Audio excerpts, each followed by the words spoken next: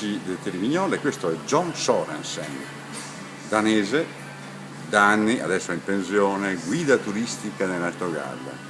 Come è andata in questi anni? È andato bene, solo che non sono soltanto guida, avevo le mie agenzie di viaggi, direttore tecnico dell'agenzia di viaggi da turismo, e ho fatto il mio lavoro accompagnando i gruppi esteri, italiani, irlandesi, tedeschi, danesi, scandinavi, olandesi. Ne ha portata gente qui a Riva? Ma penso a parecchi.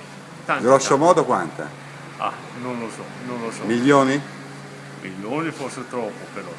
Migliaia, sì. Migliaia nemmeno, però centinaia. Centinaia. Ho portato via. Tutti contenti?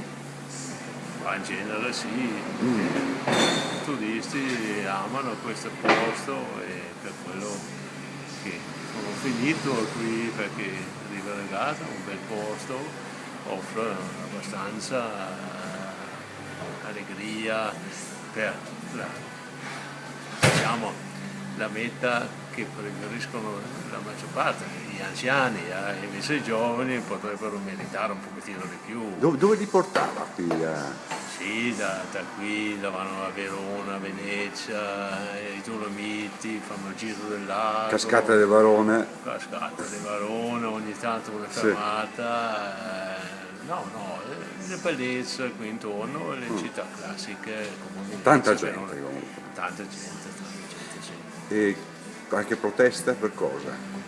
Protesta meno, adesso sì, la protesta più grossa che ho avuto ultimamente è che le marciapiedi non sono per i pedoni, per biciclette.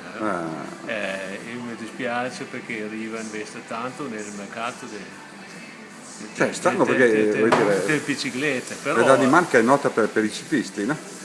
Ma ce n'è piste ciclabili che vanno sulla strada, se non c'è pista la protesta maggiore era questa. Prego. La protesta maggiore era per sto... Sì, se no stiamo tranquillo qui in città, va benissimo, però un pericolo per i pedoni, perché ho avuto clientela diciamo terza età, non giovane. Gastronomia? Per il mangiare, la gastronomia? Ma va bene, tutto si adegua. Ricettività alberghiera? No, si sta bene, siamo serviti abbastanza bene. E il traffico? A parte biciclette? No. Riva lo chiamo oggi la città dei parcheggi, perché quando passo con la macchina qui la mattina, magari davanti alla stazione del Corriere, lo vedo quanti posti macchine che sono liberi a pagamento. Un consiglio che darebbe, adesso lei è pensionato, agli operatori turistici della zona per migliorare la situazione? Per migliorare la situazione è fare la viabilità, per me sarebbero tanto importante la circolazione e l'aggancio con l'autostrada. L'Oppio Busa, quindi.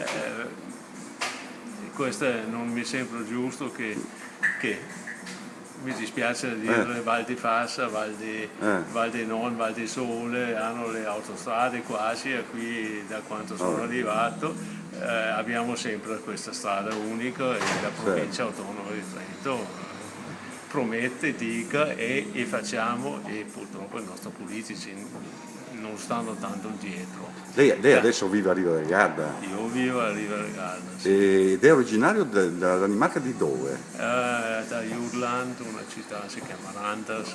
Mai avuto nostalgia della Danimarca?